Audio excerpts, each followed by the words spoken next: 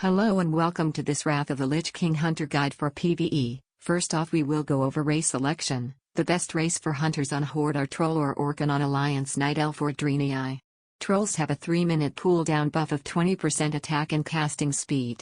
This reduces our ranged swing timer as well as our steady shot cast time. They also have bow specialization, which is good for leveling but not best in slot because of the crossbow. They also have beast slaying, which increases damage done to beasts by 5%, which also does not benefit much at best in slot in Iceground Citadel and Ruby Sanctum. Orcs have a 2-minute cooldown buff that gives you 322 attack power at level 80. They also have a racial passive that increases the damage your pets do by 5%, though your pet damage is not very high, so boosting 5% of 5% overall ends up in a small increase overall of 0.005%. Sims do show them pretty equal, being a difference of 20 in whether or not the damage is higher on the player or the pet. Personally, I think Orc is better on fights shorter than 3 minutes because you would get an extra racial proc, but in my opinion Troll is better on longer fights, especially with how the cooldowns line up with trinkets, and let's be honest, most important and harder fights are post 3-minute fights. For Alliance there is Night Elf, which has higher base agility stats, and Shadow Meld racial, which can help you on Sindragosa and Blood Queen to dodge mechanics like Ice Tomb and last phase of Cindy and Shadow Flames on Blood Queen. But Draenei provides a buff called Heroic Presence, which increases the hit rating of your entire party, not the entire raid, the party you are in only, so you would want a Draenei in each group. This also makes you able to play with 3.96% hit that we will talk later on. The first talent tree is a basic tree for not trapping and providing 10% attack power buff called True Shot Aura. The buff is also provided by other specs such as Enhancement Shamans and Blood Death Knight tanks. You can freely remove the point if you have either of those in your raid. If you are using this spec and you do not spec into True Shot Aura, the best point usage for damage would be Improved Hunter's Mark.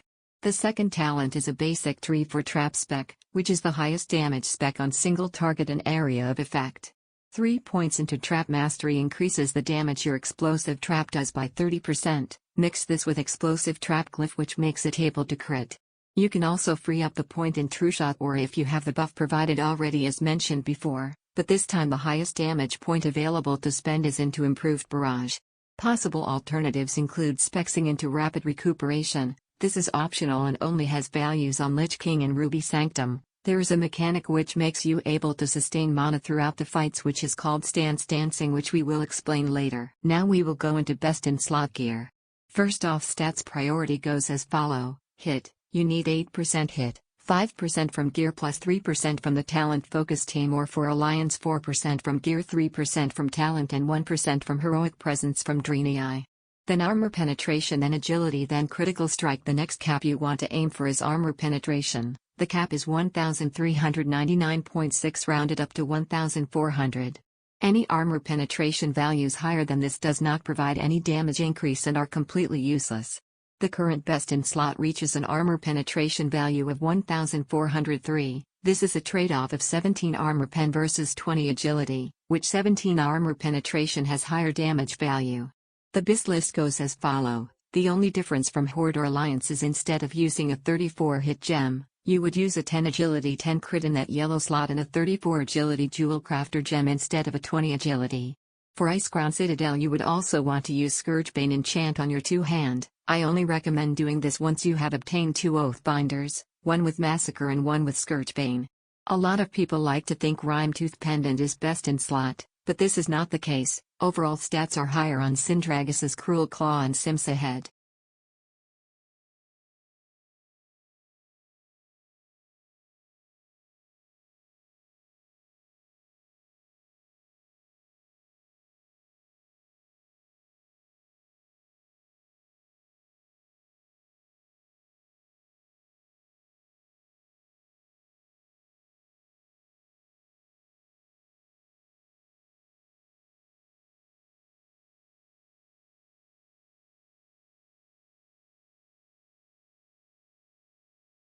Now we will go over abilities. First off is your Aspect. Aspect of the Dragonhawk increases your ranged attack power by 300 and dodge by 18%. This is the aspect you want to be in most of the time. The second aspect you will use is Aspect of the Viper. This reduces your total damage done by 50%. but in return gain 4% of your total mana every 3 seconds and in addition gains mana back for damage done. Here is the formula.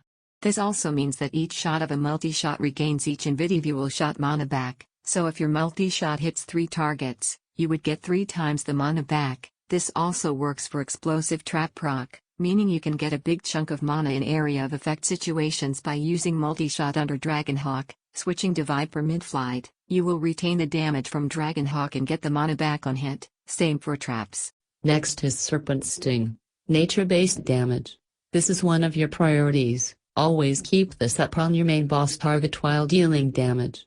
You can only have 1 sting active per target, this does 4165 nature damage over 21 seconds. This is modified by %DMG modifiers such as Tricks of the Trade. Blood Queen Bite, Tier 10 2-piece set bonus called Exploit Weakness, which is a must-track proc. Serpent Sting gets refreshed every time your Chimera shot hits the target, which means you do not need to recast it manually. Second up is Silencing Shot.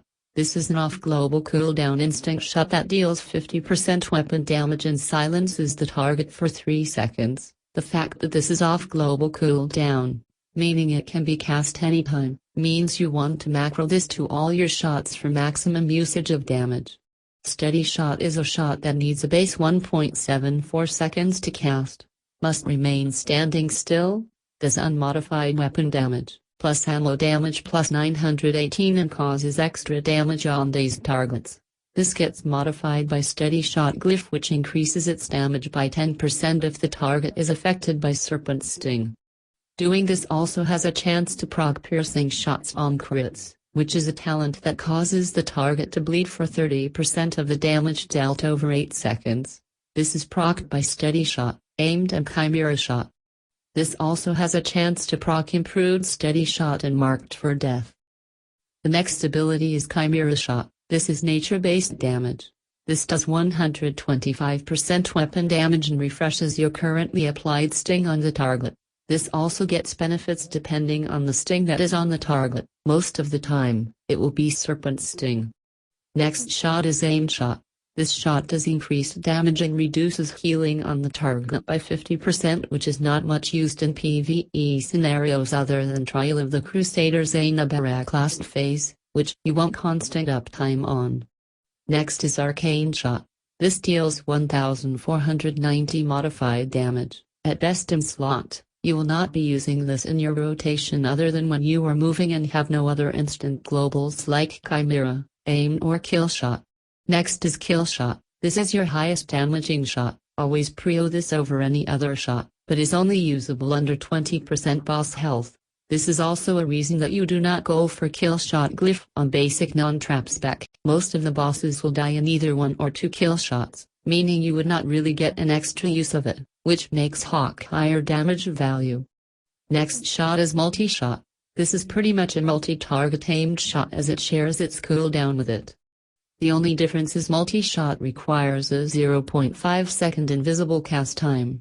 This also does not proc talents such as piercing shots and does not benefit from talents such as improved Steady Shot, rapid killing and Marked for Death, which is the reason you do not want to use Multi-Shot on single target, but is very effective on multi-target, at the small hinder of single target damage by the loss of piercing shots.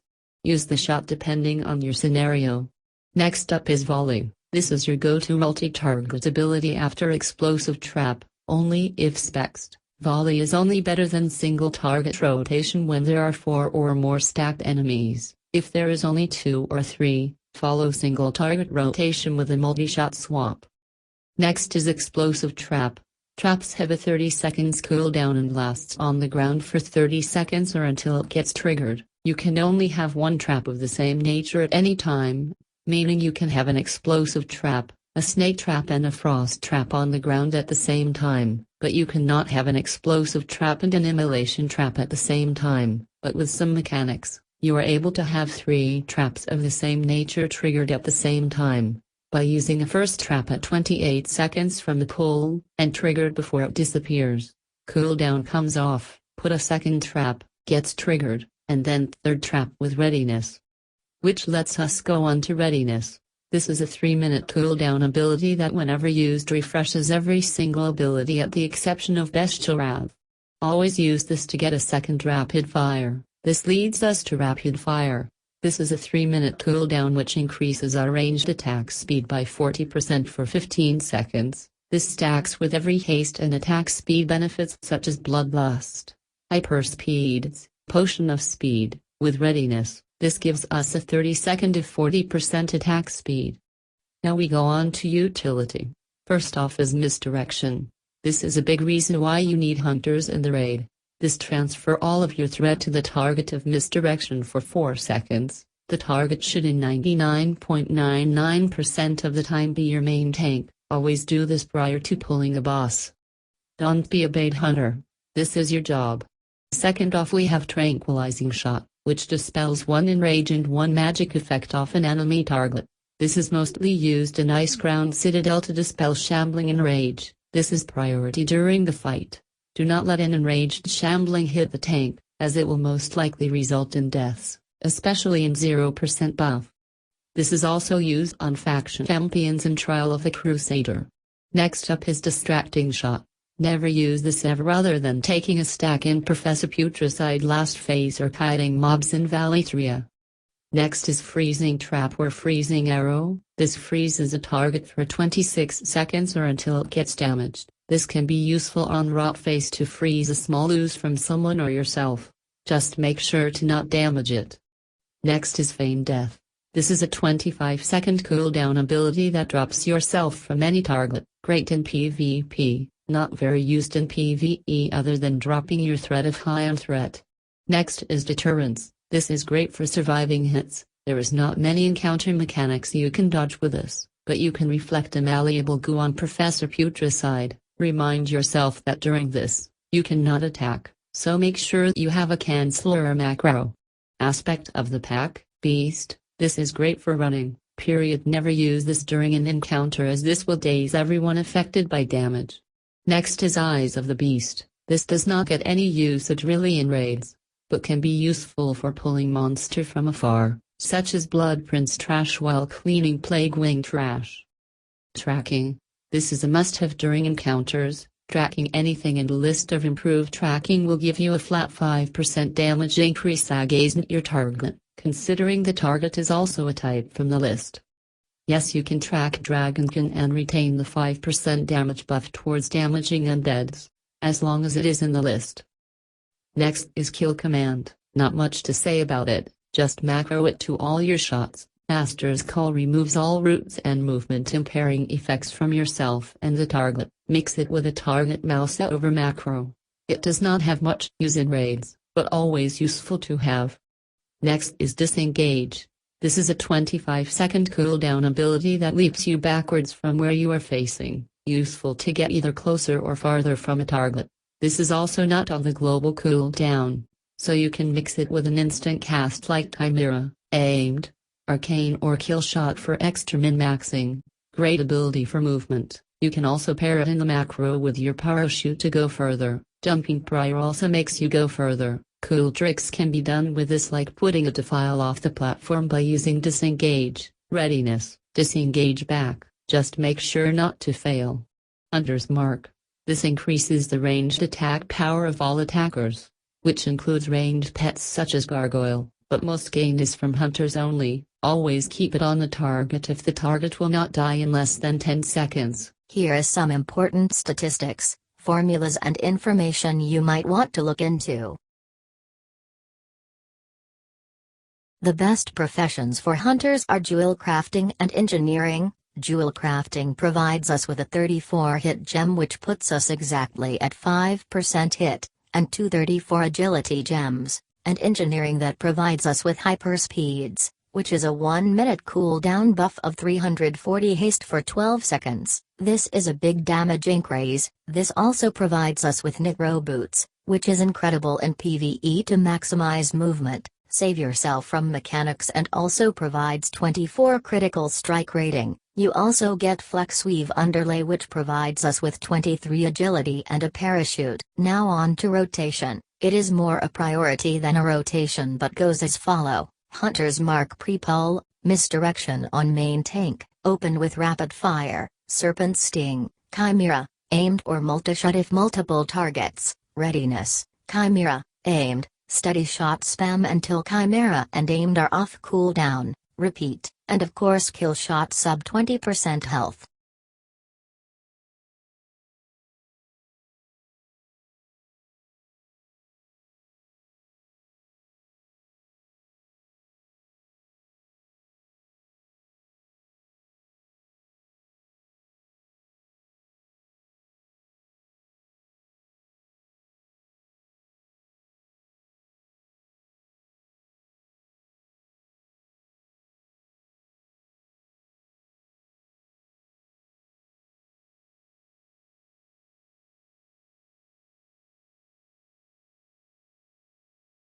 This is basic rotation for trapping. This is the same as the non-trap rotation, but includes the usage of explosive trap pre-pull, on-pull and after aimed shots.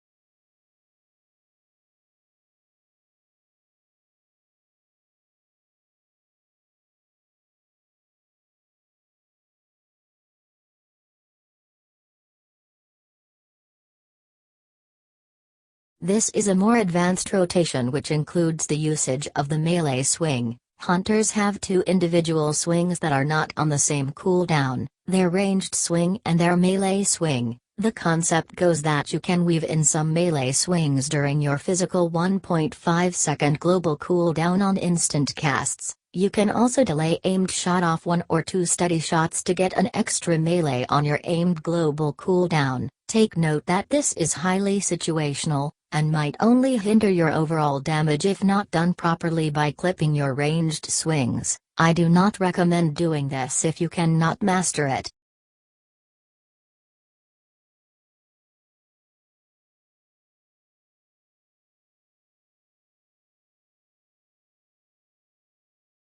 This is a general triple trap opener with roleplay which allows you to trap pre-pull. Concept goes as to dropping an explosive trap at 28 seconds which will get triggered on pull, dropping another trap after your aim shot which the cooldown of your trap will have reset by now because of roleplay, and allowing you to trap a third time after readiness.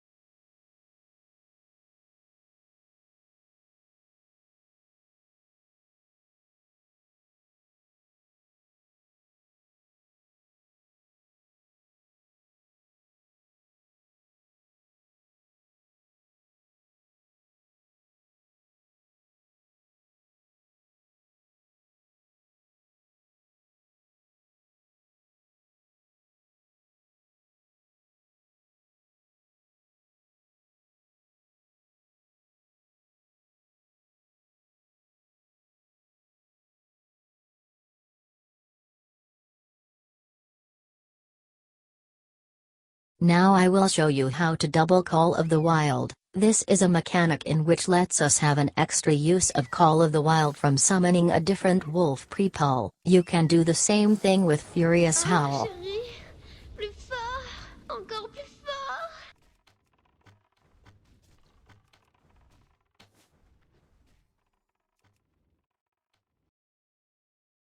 The best pet for hunters are wolves, as they provide us with Furious Howl, which increases both the hunter and the pet's attack power by 320 for 20 seconds on a 40-second cooldown. The best talent tree in terms of DPS is this, possibility of getting charge, but in my opinion is not needed as dash is enough. You want maximum uptime of your pet on the target. Macros, I will leave in the comments the macros I use for every ability. Consumables, there are a multitude of items at your disposition. First off is food buff. Everyone can get a well-fed buff. A generality is Fish Feast, which increases attack power by 80, spell power by 46 and stamina by 40. This is a great second option as it can be eaten by your entire raid. The highest damage food buff is Blackened Dragonfin, which increases our agility by 40 and stamina by 40. 40 agility is far more superior than 80 attack power. Second is potions. There are a big variety of potions available, but the highest damage output one is Potion of Speed, which increases our haste by 500 for 15 seconds. You can also get a second potion after the cooldown expires if you use it before engaging combat, and no feigned death will not reset your potion. You can also use Wild Magic, but will only benefit from the crit, which is not as valuable as 500 haste. You can also use mana potions, but mana should not be an issue with proper gameplay. Next there is Gnomish Battle Chicken. This is a trinket which deploys an attacking battle pet chicken. This has a chance to proc a party-wide 4-minute buff of 5% attack speed. This will only affect melee attack speed and not ranged attack speed, so it will not benefit you directly, but will affect your party members, which helps the fight overall. And lastly is flasks. There is only one option here, and it is the Flask of Endless Rage.